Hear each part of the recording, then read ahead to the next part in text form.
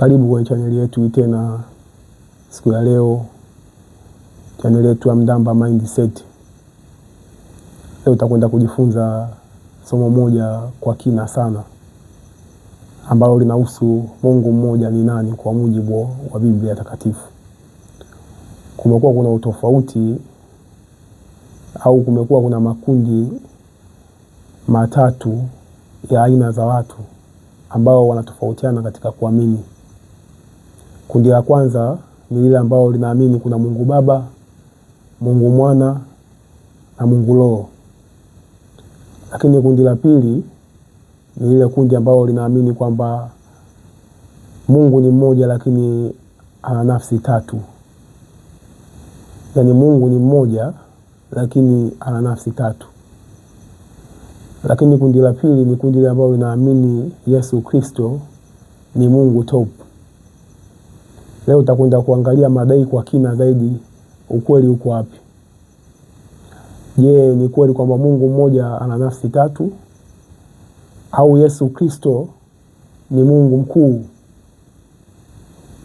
Kwa hiyo fuatana na mimi katika kipindi hiki kuelewa kwa kina zaidi ukweli wa maandiko, kwamba ukweli uko wapi.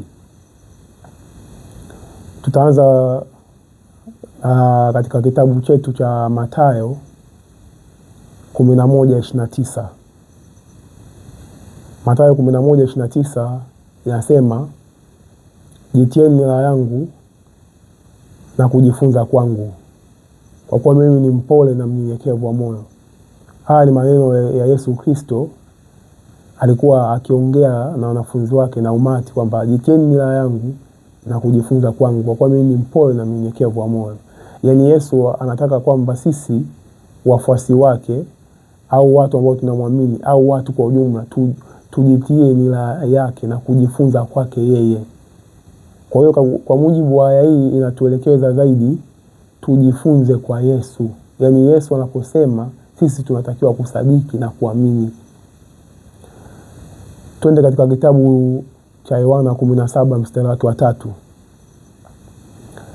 Yesu anasema katika 17 Yohana mstari wake wa 3, anasema, na uzima milele ndio huu, wakujua wewe Mungu wa kweli wa pekee na Yesu Kristo uliyemtuma. Sasa katika kitabu hiki au katika aya hii ukisoma, unaona Yesu anasema na uzima milele ndio huu, wakujua wewe Mungu wa kweli wa pekee na Yesu Kristo uliyemtuma. Kwa hiyo ukisoma katika aya hii, maandiko yanasema ili upate uzima wa milele, kwanza lazima umjue yule Mungu wa kweli wa pekee na Yesu Kristo uliyemtuma. Kwa hiyo katika aya hii inaonyesha utofauti kwamba kuna aina kuu za watu. Yaani kuna aina mbili za watu inaonyesha hapa. Kuna yule Mungu wa kweli wa pekee, alafu kuna Yesu Kristo aliyetumwa. Sasa tumwangalie kwa kina huyu Mungu wa kweli wa pekee ni nani kwa mujibu wa maandiko matakatifu. Twende katika kitabu cha Zaburi 83:18. Zaburi 83:18 inamuelezea halisi huyo Mungu wa kweli wa pekee ni nani. Tutasoma kama ilivyoandikwa kitabu cha Zaburi 83:18. Inasema, wajua ya kuwa uitwae jina lako Yehova, wewe ndiwe peke yako uliye juu ya nchi yote. Kwa hiyo kwa mujibu wa maandiko ukisoma kitabu cha Zaburi 83:18 inaonyesha Mungu huyu wa kweli wa pekee ambaye Yesu amemsema katika kitabu cha Yohana 17 mstari wake wa 3, ambayo jina lake anaitwa Yehova, ambayo ukisoma pale imeandikwa Yehova kwa herufi kubwa, maana yake inaonyesha Mungu Mwenyezi. Jina lake anaitwa Yehova, ambaye aliyekuwa juu ya nchi yote. Kwa hiyo Mungu huyu jina lake ni Yehova kwa mujibu wa kitabu cha Zaburi kama tulivyosoma. Sifa za Mungu huyu ni upi? Tuangalie sifa za Mungu huyu mmoja ambaye jina lake Yehova ni zipi. Twende katika kitabu cha Timotheo wa kwanza 6:16. Inasema, ambaye yeye peke yake hapatikani na mauti, amekaa katika nuru isiweza kukaribiwa, hakuna mwanadamu aliyewahi kumuona wala awezaye kumuona. Heshima na uweza una yeye hata milele. Amina. Kwanza sifa ya Mungu mmoja ambaye jina lake Yehova, kwanza hapatikani na mauti, amekaa katika nuru isiweza kukaribiwa, hakuna mwanadamu aliyewahi kumuona wala awezaye kumuona. Heshima na uwezo na yeye hata milele. Amina. Huyo Mungu kwanza sifa yake hapatikani na mauti. Tumwangalie Yesu. Je, sifa hizi zinamuhusu au hazimuhusu? Yesu ukiangalia katika maandiko matakatifu, ukisoma katika kitabu cha Mathayo 28, unaona kwamba Yesu alikufa msalabani akakata roho. Kwa hiyo sifa hii yeye haimuhusu. Amekaa katika nuru isiyoweza kukaribiwa. Yeye akaribiwi. Hakuna mwanadamu aliyewahi kumuona. Sifa hii ya kuonekana, ambayo kuonekana au kutokuonekana, Yesu haimuhusu kwa sababu Yesu ameonekana. Ukisoma katika Mathayo 5, kuanzia mstari wa kwanza, Yesu alionekana mbele ya makutano. Kwa hiyo sifa hii yeye haimuhusu. Inamuhusu Mungu mmoja ambaye jina lake ni Yehova. Lakini pia tuangalie sifa nyingine kuu ya Mungu huyu ambaye anasadikishwa na Biblia.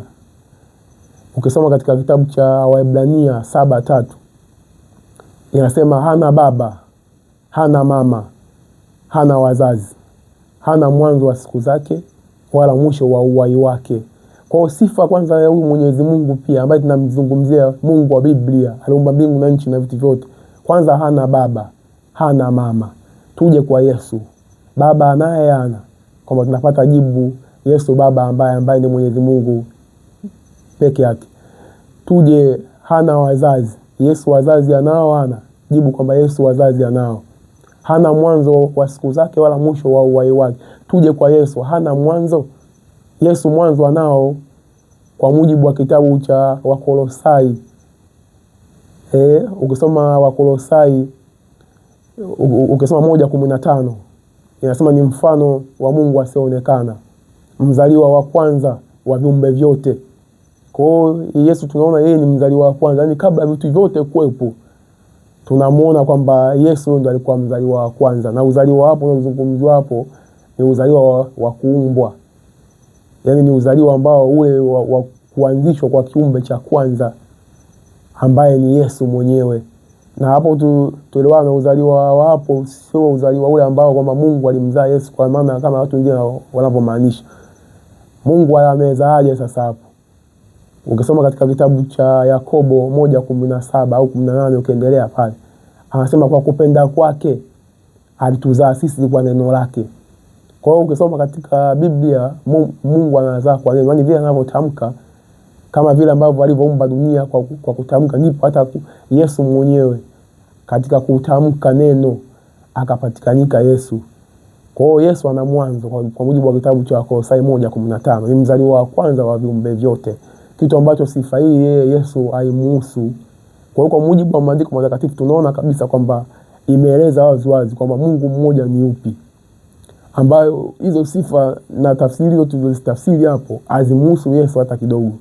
Kwa hiyo Yesu sio Mungu kwa mujibu wa maandiko, ila yupo Mungu mmoja ambaye aliumba vitu vyote. Hata Yesu mwenyewe ameumbwa na yeye, ambayo ukisoma katika kitabu cha Zaburi 83:18, Mungu huyu jina lake ni Yehova, ambaye tumeshasema mpaka sifa zake hapa. Kwa hiyo fundisho hili au imani hii ya kuamini kwamba Yesu ni Mungu sio imani thabiti juu ya uwezo wa Mwenyezi Mungu, na sio imani ambayo wafuasi wa Kristo wanapaswa kuendelea kuiamini.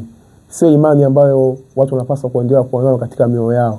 Wapo wale ambao tumewazungumzia kwamba wanaamini kwamba miungu iko mitatu, yaani kuna Mungu Baba, Mungu Mwana na Mungu Roho.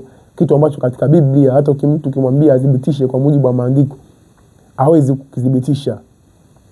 Kitabu cha Wakorintho wa kwanza 8:5 inasema ijapokuwa wako waitwao miungu, kama vile kulikuwa kuna mabwana wengi na miungu mingi hapa duniani, lakini kwetu sisi Mungu ni mmoja tu aliye Baba.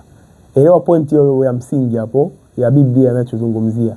Inasema lakini kwetu sisi Mungu ni mmoja tu aliye Baba. Kwa hiyo kwa mujibu wa Biblia Mungu ni mmoja tu ambaye Biblia imemfunua na imemuelezea. Na sio haya ziko nyingi za kudhibitisha kwa mujibu wa Biblia hakuna miungu miwili, hakuna miungu mitatu, bali Mungu ni mmoja peke yake. Hata kusoma katika kitabu cha Kutoka 20 mstari wake wa kwanza, anasema mimi ni Bwana Mungu wako niliyokutoa katika nchi ya utumwa. Usiwe na miungu mingine ila mimi. Usiwe na miungu mingine ila mimi. Sio sisi ila mimi. Kwa hiyo bado unaendelea kudhibitisha kwamba Mungu ni mmoja. Hakuna miungu miwili, hakuna miungu mitatu. Kwa fundisho hili ndugu zangu la kuamini kwamba kuna miungu miwili au kuamini kwamba Yesu ndo Mungu top, kitu ambacho kwa mujibu wa Biblia imeonyesha wazi wazi ni fundisho la uongo, ni fundisho ambao ni mapotovu. Na wale ambao wanaamini Yesu pekee, yeye ndo mkuu, hakuna mwingine peke yake, kitu ambacho kwa mujibu wa maandiko matakatifu